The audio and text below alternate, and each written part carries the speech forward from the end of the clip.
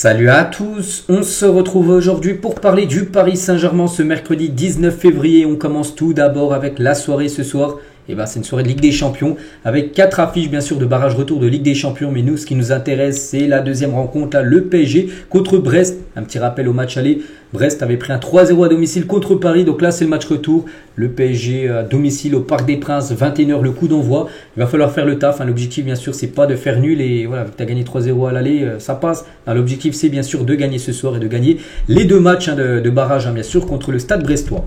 Concernant le groupe convoqué, tiens, il a été dévoilé ce matin et tout le monde est là. C'est un groupe au complet, sauf un joueur. Un joueur, les gars, il manque seulement Warren Zaïre-Emery, le point médical. Donc seul Zaïre-Emery est mentionné dans le point médical avant la réception de Brest. Le milieu de terrain poursuit sa rééducation après son entorse à la cheville gauche qu'il avait eu lors du match contre Stuttgart, en fin de rencontre lors du match de Ligue des Champions en phase de poule.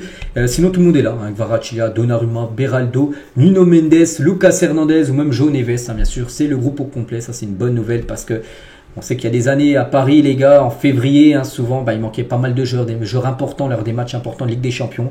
Là, il y a quasiment tout le monde qui est là. Et ça, c'est une très bonne nouvelle pour Luis Enrique. Tiens, en parlant de Luis Enrique, on va continuer maintenant avec sa conférence de presse. Donc juste déjà avant la conférence de presse, il a dit, je crois qu'on a été régulier en Ligue des Champions en termes de performance, on a amélioré notre efficacité, on doit penser à préparer le match de la même manière comme d'habitude, on doit être prêt pour les complications bien sûr. Voilà, donc lors de la conférence de presse, donc je suis très clairement concentré sur le match contre Brest. Le seul objectif est de gagner le match de demain.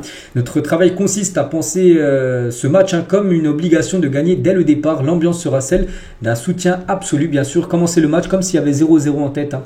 Et pas penser que tu as déjà l'avantage de 3 buts. Alors pas du tout, il va bien sûr motiver ses joueurs. On doit juste penser à attaquer et défendre d'une façon totale. Je suis satisfait de Kvaratskhelia. C'est évident qu'il a besoin d'un temps d'adaptation. Je suis très content de la manière dont il se comporte et s'entraîne. Je ne suis pas pressé, parce qu'on avait parlé là les 2 derniers jours, j'ai dit que Kvaratskhelia il a un peu du mal. Il était pas non plus critiqué, mais voilà, il y en a quand on a un petit peu plus. En gros, de Kvaratskhelia après un mois après son arrivée. On a dit il faut lui laisser le temps, il vient seulement d'arriver, il change de pays, de championnat, il change de collègues de travail. Il faut lui laisser du temps. Il a dit il n'est pas du tout pressé, bien sûr, avec l'adaptation de Kvaratskhelia. Zaïre-Emery récupère, mais il est encore loin de revenir dans le groupe. C'est vrai que pour Zaïre-Emery, c'est pas pour maintenant.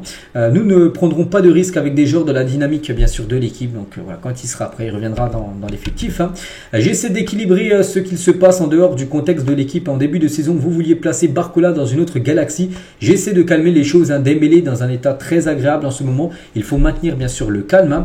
Pas voilà, que ce soit de l'euphorie avec, bien sûr, des joueurs comme Dembélé qui sont super décisifs actuellement.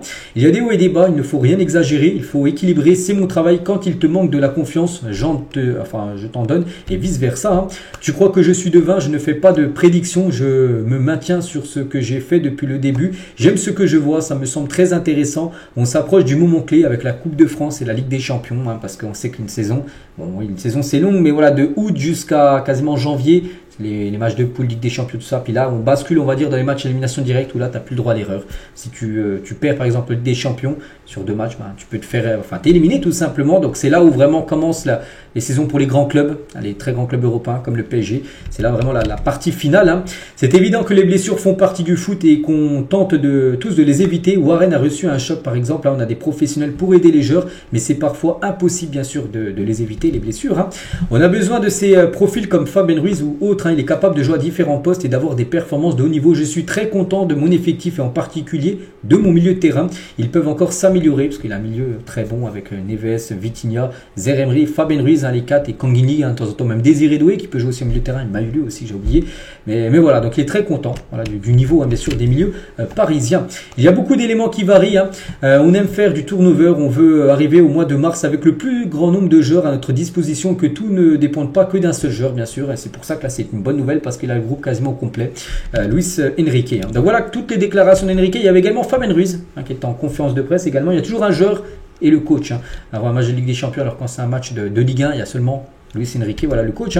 Et Fabien Ruiz, on va revenir sur quelques déclarations. Donc c'est vrai que j'ai joué un très bon Euro avec l'Espagne. Je me sentais très bien. Cette année, j'ai commencé un peu plus tard avec le groupe parce que je n'ai pas eu le temps de faire une pré-saison vu qu'il était parti en vacances plus tard que les autres, vu qu'il est allé jusqu'en finale de l'Euro. J'ai progressé, je me sens très bien physiquement actuellement.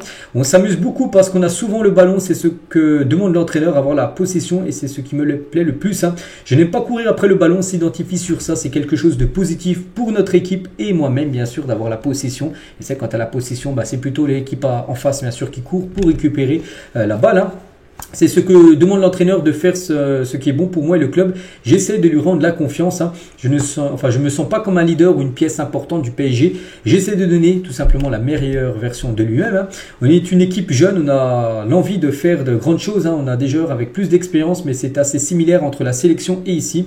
Ce sont des idées de jeu similaires avec la possession du ballon, parce que voilà, l'entraîneur du PSG, c'est un Espagnol, Luis Enrique, puis lui, il a toujours eu la façon de possession de balle un peu comme la sélection espagnole qui joue aussi avec beaucoup de possession. Donc il dit c'est très similaire en gros le jeu parisien et le jeu de l'Espagne. Nous sommes passés par une époque difficile en Ligue des Champions. En début de saison, on se souvient, le PSG n'arrivait pas. Peut-être là le PSG affronterait des équipes comme le PSV où ils avaient fait nul, comme l'Atlético où ils avaient perdu 2-1. Peut-être là tu les joues à ce moment-là, peut-être le PSG gagnerait les matchs parce que là actuellement c'est une période d'efficacité. Donc il a dit en début de saison c'était un peu compliqué, on n'avait pas l'efficacité. On marque tous pas mal de buts désormais. On fait en sorte que les ballons arrivent dans les meilleures conditions pour les attaquants. On a renforcé ça bien sûr. Il a parlé de Brest, donc va tout donner. On a analysé, on devra jouer dès la première minute avec l'envie de gagner le match. Brest nous a souvent rendu la tâche difficile, on a l'avantage au score, mais ce n'est pas encore terminé, bien sûr.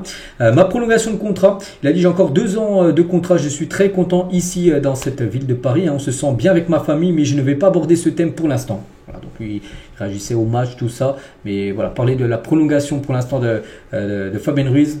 Voilà, il a encore 2 ans de contrat. Pour l'instant, c'est pas actuellement, on va dire, qu'il va prolonger. Le club est dans une situation très bonne. On grandit petit à petit tous ensemble. Depuis que Luis Enrique est arrivé, nous sommes dans une dynamique très positive.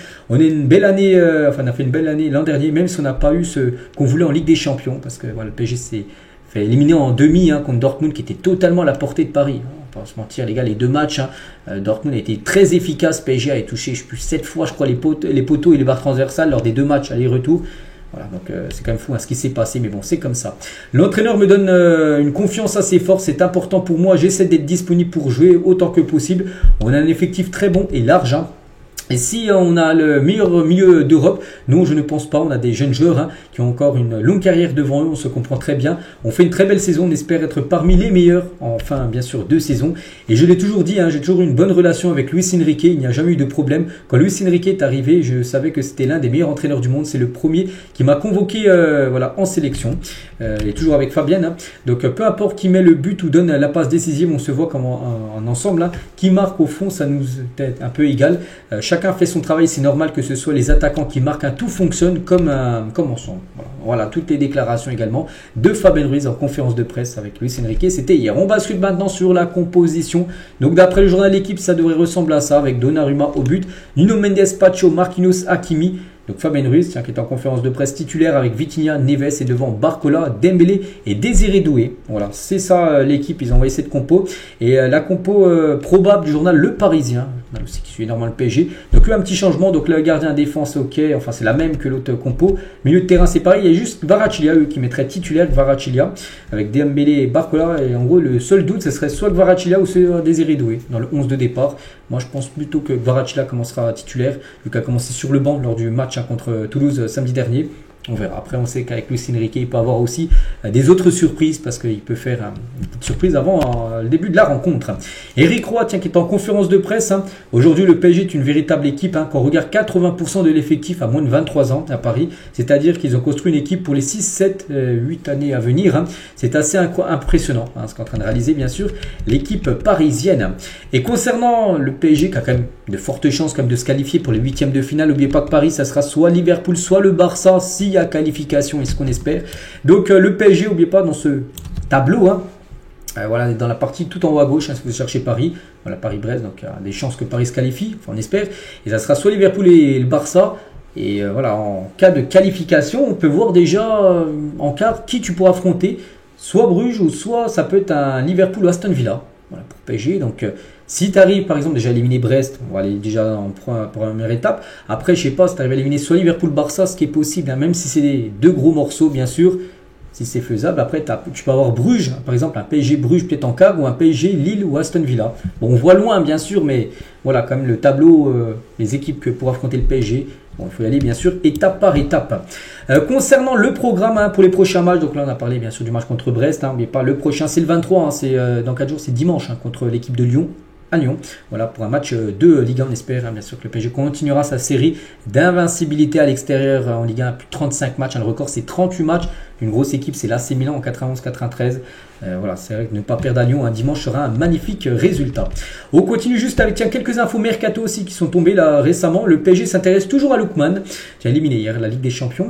Bon bref, le joueur réfléchit à son avenir et pourrait partir l'été prochain. Attention à la concurrence, la Juve est aussi là, mais le PSG suit toujours Lookman. On avait beaucoup parlé l'été dernier, du coup ça s'est pas fait. Le joueur, souvenez-vous, il avait même séché l'entraînement pour venir à Paris. Bon, Paris n'avait pas passé à l'action. Mais l'été prochain, Paris pourrait passer à l'action concernant le Ballon d'Or africain. Concernant Hugo Ekitike, un joueur que le PSG a vendu 16 millions d'euros à Francfort. Et en cas de vente, Hugo Ekitike, s'il venait à partir de Francfort, parce qu'il y a des clubs comme Arsenal et Liverpool qui s'intéressent comme Hugo Ekitike. Le PSG, n'oubliez pas, touchera 20% sur une plus-value.